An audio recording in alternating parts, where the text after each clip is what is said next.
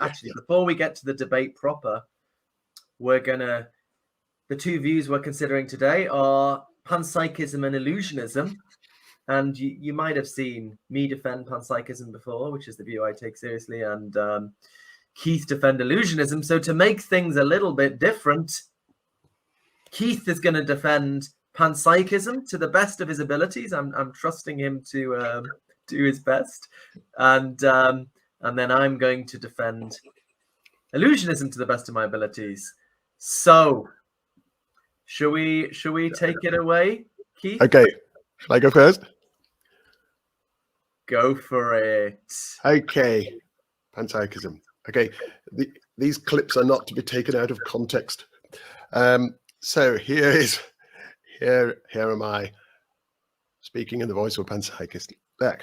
One second. Let me get my sherry. You've waited for this moment. Look, okay, first of all, there are lots of different versions of panpsychism. I'm not going to try to distinguish between them. There's also cosmopsychism, which is a related position, which I know Philip favors. I'm just going to give a broad argument for the broad position in that broad ballpark. And I suppose you could characterize panpsychism as the view that consciousness is fundamental and ubiquitous. It's pervasive in the physical world.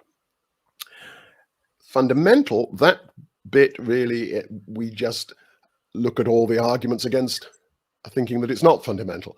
Say that it's not fundamental is to say that, it can be explained in more basic terms, in terms of things that are not conscious. So you can understand how something comes to be conscious by looking at how it's constructed out of non-conscious things. And you see that putting together these non-conscious things in the right way just gives you consciousness, in the way that putting together the bits of a television set gives you a television set. There's no mystery about it. You see that once you have components that do all these things, it's a television set, or a car, or anything else. And similarly, we can say with life, really, I think life is a matter of having certain capacities for reproduction, self-regulation, the homeostasis, and so on. And once you put together organ systems that do those things, then you've got life. I mean, there's nothing extra required. Consciousness seems to be totally unlike that.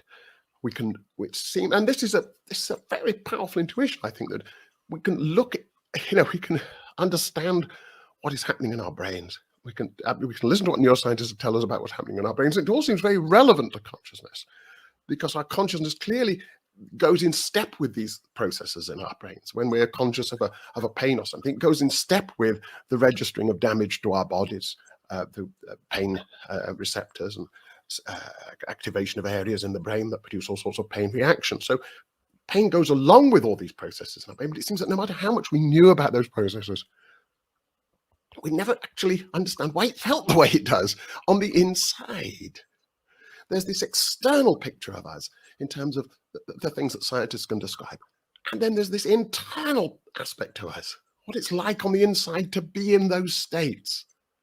Okay, to be in a state of, there's all the pain mechanisms doing their stuff, and then there's what it's like to be those mechanisms. And for pain and all kinds of pains, pleasures, sight, smell, sound states, science can tell us a huge amount about what's going on here, but it just can't get inside and tell us what it's like to be the creature that's in which those processes are occurring. And it seems that no story that didn't actually start with something conscious could get you to that picture. Consciousness seems fundamental in that way. There seems no way that a story about stuff that's not conscious could help you understand how consciousness itself appears. Consciousness seems like a radically new thing in the world. There's all this physical stuff that science does, and then there's this other kind of world, the inside of that world, that just is a separate, distinct, new thing in the world. Okay, so that gets us the idea that it's fundamental. Consciousness is fundamental. You can't reductively explain it in the way that you explain life and television sets and practically everything else around us. So consciousness is really weird like that. Now then, how do you get to the idea that it's, so far that's just anti-physicalism. That's some sort of the two kinds of properties, two kinds of worlds, if you like, the physical world and then this phenomenal world. So that's just getting that distinction. How do we get to the idea that it's pervasive, that it's everywhere, that it's ubiquitous? Well, why? If you say, look, oh, look, all of the world is just like, it just doesn't have this internal aspect. You know, the world around us is just inert matter. But then when you put inert matter together in the right kind of way, in a very, very complex way in the human brain, suddenly this inner world pops into existence. Why? Why should it just happen in human brains or animal brains? Yeah, I mean, it doesn't, although it seems to be seems to be associated with the stuff that's happening in brains. The stuff that's happening in the brains doesn't seem to explain it. It seems more like that it's the inner aspect of what's happening in brains. So why should it only be stuff that's happening in brains that has this inner aspect? Why isn't it more economical to suppose that that all matter has this inner aspect? And what's special about the stuff in brains is just that you've put together this stuff in such a complex way that its inner aspects becomes very, very rich and complicated. And so then you can have this really nice picture where this inner world is kind of built up from smaller elements, just in the way that the brain and other physical structures are built up from smaller physical elements. Maybe these two worlds are actually just two aspects of material reality itself.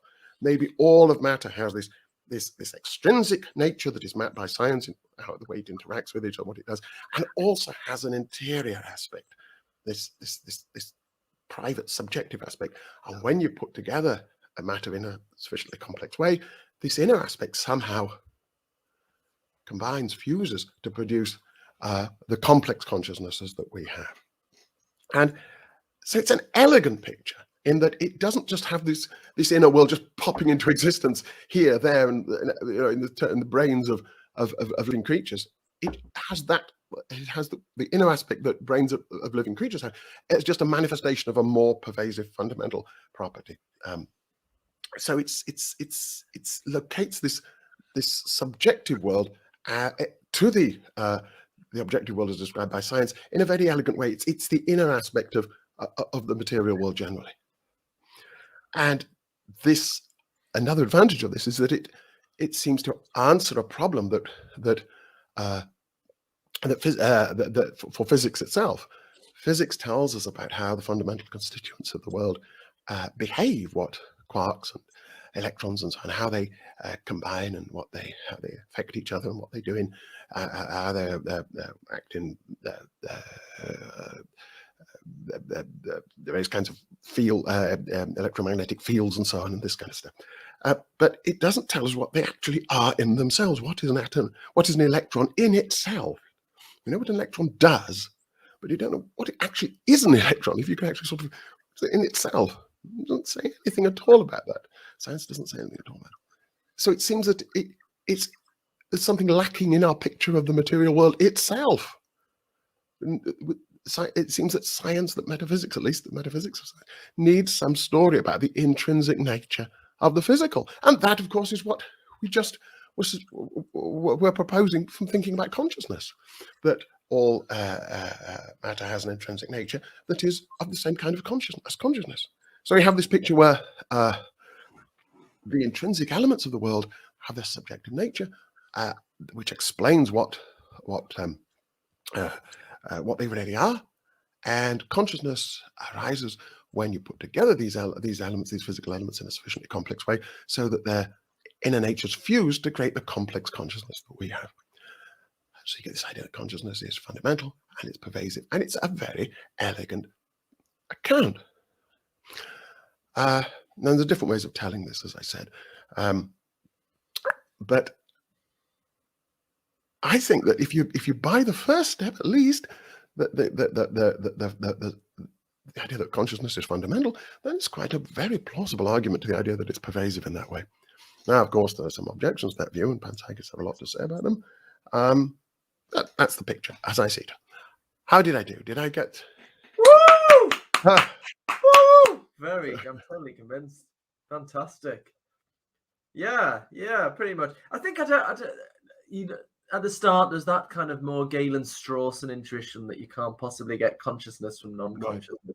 I don't tend to go for that myself, and I guess I would push the sort of that it's materialism is false and it's simpler than dualism. So rather than having the physical stuff and the mental stuff, I think it's very easy to get physics out of consciousness facts. And so it's a more simple view in the contrast to dualism. But yeah, no, very good. I'm happy with that. I'm happy with that.